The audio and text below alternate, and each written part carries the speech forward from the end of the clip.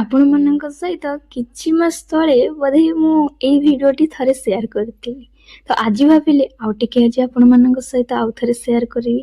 ତ ଆପଣମାନେ ତ ଜାଣିଥିବେ ମୁଁ ଘରେ ଘିଅ ବନାଏ। ତ ଏଇଟା ହେଉଛି 20-25 ଦିନର ରହିଥିବା ସର।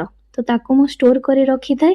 ତ ତାକୁ ଫାଷ୍ଟ ମୁଁ ଗ୍ରାଇଣ୍ଡରରେ ଅଳ୍ପ 2-3 ସ୍ପୁନ୍ ନେଇକିନି ଫାଷ୍ଟ 1-2 ରାଉଣ୍ଡ ଦେଇକିନି ତାପରେ ଥଣ୍ଡା ପାଣି ଯେତିକି ଗରମ ପାଣି ସେତିକି ଦେଇକିନି ବାସ୍ 2-3 ମିନିଟ୍ ପୁରା ସେକେଣ୍ଡ ଷ୍ଟେପ୍ରେ ପୁରା ଗ୍ରାଇଣ୍ଡିଙ୍ଗ କରିନେବେ। ତ ଦେଖିବେ ତାପରେ କେମିତି ହିଁ ଆପଣଙ୍କର ଲହୁଣୀ ବାହାରି ପଡ଼ିବ। ମୁଁ ଆପଣମାନଙ୍କୁ ଏଇଠି ଦେଖଉଛି, ଦେଖନ୍ତୁ ପାଣି ଆଉ ଲହୁଣୀ ପୁରା ଅଲଗା ହିଁ ହେଇଯାଇଛି ଆଉ ପୁରା ୟେଲୋ କଲରର ଲହୁଣୀ ହେଇଯାଇଛି। ତ ମୁଁ ଏଠି ଗୋଟେ ଜାଗାକୁ ପୁରା କାଢ଼ି ନେଇଯିବି। ତ ଏଇଟା ପୁରା ମୁଣ୍ଡା ମାନେ ଟାଇପ୍ର ଥିବ, ପାଣିଆ ନଥିବ। ପାଣିଆ ଯଦି ଥିବ ତ ସେଟା ପୁରା ମିକ୍ସ ହେଇଯିବ। ତ ତାକୁ କାଢ଼ିଲା ପରେ ବି ସେକେଣ୍ଡ ଥର ଦେଖିବେ ପାଣି ତା ଦେହରୁ ଅଟୋମେଟିକ୍ ଛାଣ ଛାଣ ନିଗଡ଼ିଯିବ। ତ ସେଇ ଷ୍ଟେପ୍ ଫଲୋ କରିକି ମୋର ବାକି ଯାହା ଥିଲା ସବୁ ମୁଁ ବନେଇଦେଲି। ଆଉ ମୁଁ ଏଠି 20-25 ଦିନର ରଖିଥିଲି। ମୋତେ ମିନିମମ୍ 5ରୁ 7 ଥର ଖଣ୍ଡେ ଗ୍ରାଇଣ୍ଡିଙ୍ଗ କରିବାକୁ ପଡ଼ିଲା, କାହିଁକିନା ମୁଁ ଅଳ୍ପ କ୍ୱାଣ୍ଟିଟିର ହିଁ ଗ୍ରାଇଣ୍ଡିଙ୍ଗ କରିବି, ଜମା ଅଧିକ ଦେବେନି।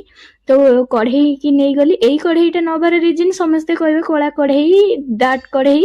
ତ ଏଇଟା ନେବାର କାହିଁକିନା ଏଥିରେ କୋରୁଅ ଜମା ଲାଗିନଥାଏ, ପୁରା ଛାଡ଼ିଯାଏ। କାହିଁକିନା ଏଇଟା ବହୁତ ପୁରୁଣା କଢ଼େଇଟା ଆୟୁଷଙ୍କର ବ୍ୟାଚଲର ଟାଇମ୍ର, ତ ସେଥିପାଇଁ ସେଟା ବହୁତ ଚିକ୍କଣ ଥାଏ, ଯୋଉଥିପାଇଁ କି ମୋତେ କ୍ଲିନ୍ କରିବା ପାଇଁ ସୁବିଧା ହୁଏ।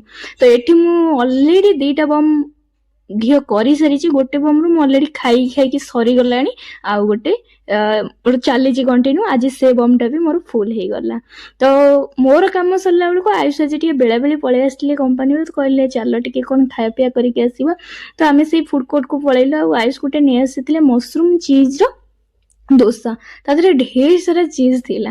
ତାପରେ ମୋତେ ନେଇଯାଇଥିଲେ ମୋମୋ ଟିକେ ଖାଇବା ପାଇଁ କି। ତ ମୋମୋ ଆସିବା ପାଇଁ ବହୁତ ଲେଟ୍ ହେଲା। ମୁଁ ତା ଭିତରେ ଟିକେ କୋଲ୍ଡ ଡ୍ରିଙ୍କସ୍ ମଗେଇ ଦେଇଥିଲି। ତ ଏଇଟା ଥିଲା ମାନେ ସୁଗାର ନଥିଲା, କୋଲେଷ୍ଟ୍ରଲ୍ ବି ନାହିଁ। ତ ତାପରେ ମୋମୋ ଆମର ଆସିଗଲା। ଏଇ ମୋମୋଟା ଥିଲା ଡାର୍ଜିଲିଂ ମୋମୋ। ତ ବହୁତ ଟେଷ୍ଟ ଥିଲା।